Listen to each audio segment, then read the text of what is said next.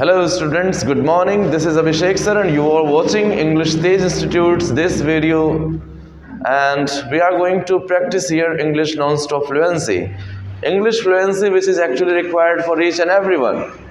अगर हम बात करते हैं कि इंग्लिश में कॉन्फिडेंस कैसे आएगा तो पहले फुल नॉलेज होना चाहिए और फुल नॉलेज के बाद आता है कॉन्फिडेंस।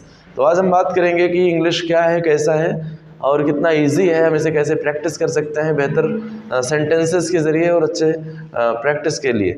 यहाँ पे आप देखिए लिखा हुआ है I am becoming non stop and this is word English magic है। So many tricks are there and by those tricks we can practice better sentences all the time. चलिए स्टार्ट करते हैं। अभी हम लोग जानते हैं कि इंग्लिश में हम छोटे सेंटेंसेस ही बनाते हैं। बहुत बार ऐसा होता है कि बड़े सेंटेंसेस भी बनाना चाहते हैं बट ग्रामेटिकल प्रॉब्लम्स आ जाती हैं, कई बार सेंटेंस फ्रेमिंग में प्रॉब्लम होती है।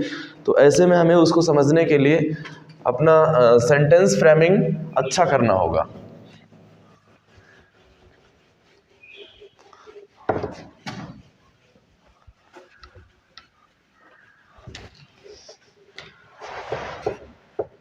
स्टूडेंट्स, एक सेंटेंस है प्रेजेंट टेंस का, मैं उस शहर में रहता हूँ।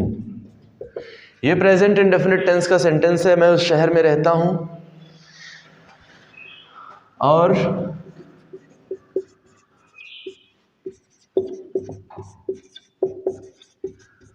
उस शहर की तमाम जानकारियाँ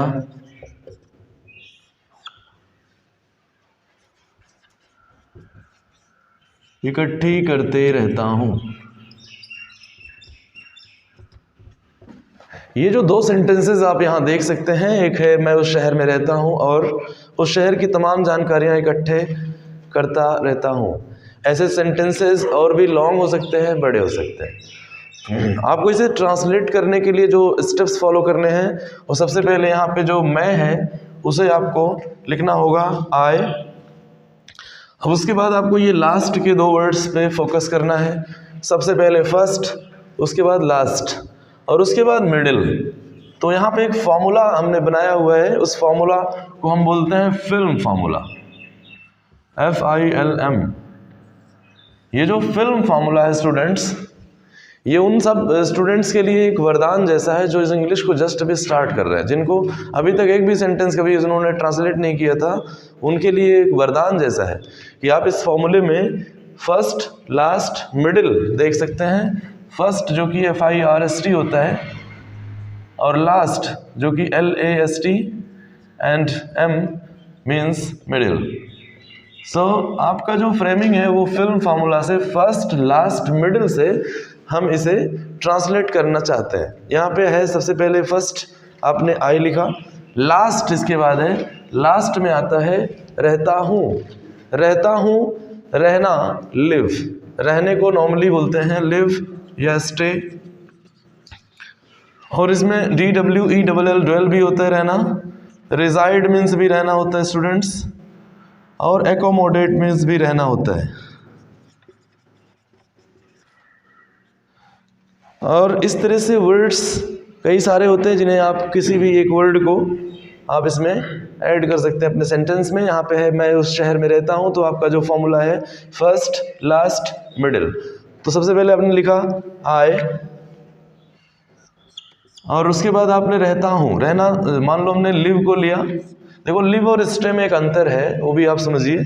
स्टे होता है ठहरना, कहीं आपने थोड़ा दिन तक रुके या आप कहीं एक रात के लिए होटल में रेंट पे रूम लिया, आप वहाँ स्टे कर रहे हैं, आप उस होटल में स्टे कर रहे हैं। और अगर आप लिव कर रहे हैं यानी कि रह रहे हैं परमानेंटली, तो वहाँ पे आप लिव बोलेंगे। I live in my village but some time I stay in some hotels out of my city. So ऐसा यहाँ पे लिव के लिए परमानेंट स्टे की बात होती है और स्टे के लिए एक शॉर्ट टर्म स्टे की बात होती है, शॉर्ट टाइम स्टे की बात होती है। यहाँ पे हमने आई लिव लिखा, आई लिव। अब इसके बाद हो गया आई और लिव। ताहू रिमाइंड करता है, ये ताहू रिमाइंड करता है कि आपको मेन वर्ब में कुछ भी ऐड नहीं करना है क्योंकि यहाँ प्लूरल नंबर सब्जेक्ट लिखा हुआ है। तो आप लिखेंगे आई लिव और उसके बाद आई लिव, और यहाँ पे ये दो जो मिडिल वाला है, मैंने आपसे बताया कि पहले फर्स्ट फिर लास्ट फिर मिडिल, तो फर्स्ट लास्ट हो गया, मिडिल की बारी है। मिडिल में बचता है उस शहर में। अब ये जो उस शहर में, यहाँ पे 3 वर्ड्स दिए हुए हैं। 3 वर्ड्स में आपको पहले ये सोचना है कि इन तीनों में कौन सा सबसे पहले लिखूं। तो आपके ध्यान में आना चाहिए सबसे पहले कि जो इसमें ग्रामेटिकली इंपॉर्टेंट वर्ड है, जस्ट लाइक उस एक वर्ड है, नॉर्मल वर्ड है, शहर एक नॉर्मल वर्ड है, बट में ग्रामर का वर्ड है। ये आपको ग्रामर की याद दिलाता है। आप कभी भी इसको नॉर्मली यूज़ नहीं करते, इसका एक रूल है, उसके ज़रिए इसको यूज़ करते हैं। दिस दैट को कभी भी कैसा भी बोलते हैं, सिटी को कभी भी कैसा भी बोलते हैं, उसका सिटी को हम सिर्फ सिटी बोलते हैं, उसका कुछ main verb, second form, third form ऐसा कुछ है नहीं, ना कोई वो मेन वर्ब भी नहीं है, वो कुछ ग्रामर से रिलेटेड वर्ड नहीं है। It's like dictionary word, it's like dictionary word, but this is purely a grammar word. So ऐसे में जो ग्रामर वर्ड है उसको पहले लिखो। यहाँ पे कोई भी वर्ड ग्रामर वर्ड हो सकता है, उसे हम कह सकते हैं कि जैसे उस शहर में, उस कमरे में, उस छत पर, उस सड़क पर, उस सड़क के किनारे। तो जो कि किनारे है, पर है, में है, ये सब प्रीपोजिशन है, जैसे कि आपको पता है। और प्रीपोजिशन का मतलब ये है प्रीपोजिशन, उसकी जो पोजीशन है वो प्री करना है, मतलब उसको प्री बनाना है, प्रायर। उसकी कंडीशन ये है कि वो सबसे पहले आएगा इन दोनों से। भले ही हिंदी में इसके बाद है, बट इंग्लिश में इससे पहले आने वाला है। तो आपको सबसे पहले मे को लिखना है। उस शहर को ये अवॉइड करेगा, मे को पहले लाएगा, तो आपको लिखना है इन। और फिर जो बचा है वो आप लिख दो एज इट इज, उस शहर दैट सिटी, इस शहर दिस सिटी। अगर आप कहना है इस शहर में, तो आप बोलेंगे दिस सिटी, उस शहर में दैट सिटी, तो आप लिखेंगे दैट सिटी। अब ये जो सेंटेंस है, यहाँ पे आपने लिखा है I live in that city, way में हो गया मैं उस शहर में रहता हूँ। यहाँ पे दूसरा है, यहाँ पे लिखा है एंड, तो आप इसे एंड पढ़ेंगे। देखो क्या होता है स्टूडेंट्स, कि बहुत बार ऐसा होता है कि हम जानते हैं कि इसकी इंग्लिश क्या है, बट हम इसी की प्रैक्टिस करते रहते हैं, हम इसी को बोलते रहते हैं। जैसे कि आज हमारे सामने यहाँ पे ये बुक है, जिस बुक का यहाँ पे नेम है Tom and the naughty crow. तो Tom and the naughty crow, ये आप जैसे हिंदी में जानते हैं कि नॉटी क्या होता है, क्रो क्या होता है, टॉम कौन होता, किसी का नाम हो सकता है, यस। क्रो क्या होता है सबको पता है, बट हम लोगों की क्या आदत हो जाती है काफ़ी समय तक इंग्लिश को हिंदी में ट्रांसलेट करने की वजह से, कि हमारा जो सुपर कॉन्शियस ब्रेन है, जो सब कॉन्शियस ब्रेन है, वो उन चीज़ों को नहीं देखता है। कॉन्शियस ब्रेन से हम उसको खाली वर्ड देखते हैं। और कॉन्शियस ब्रेन क्या होता है, वो एक ऐसा कंप्यूटर है कि आप जितना इनपुट दे रहे हैं उतना इमीडिएट आउटपुट आ रहा है। Immediate input, immediate output, immediate input, immediate output, ये होता है आपका कॉन्शियस ब्रेन।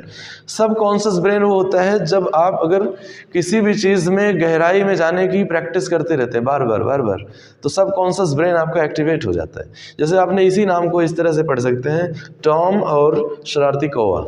तो टॉम और शरारती कौवा, ये जो डायरेक्ट देखने का एक अंदाज और एक मिजाज बन जाएगा आपका धीरे धीरे।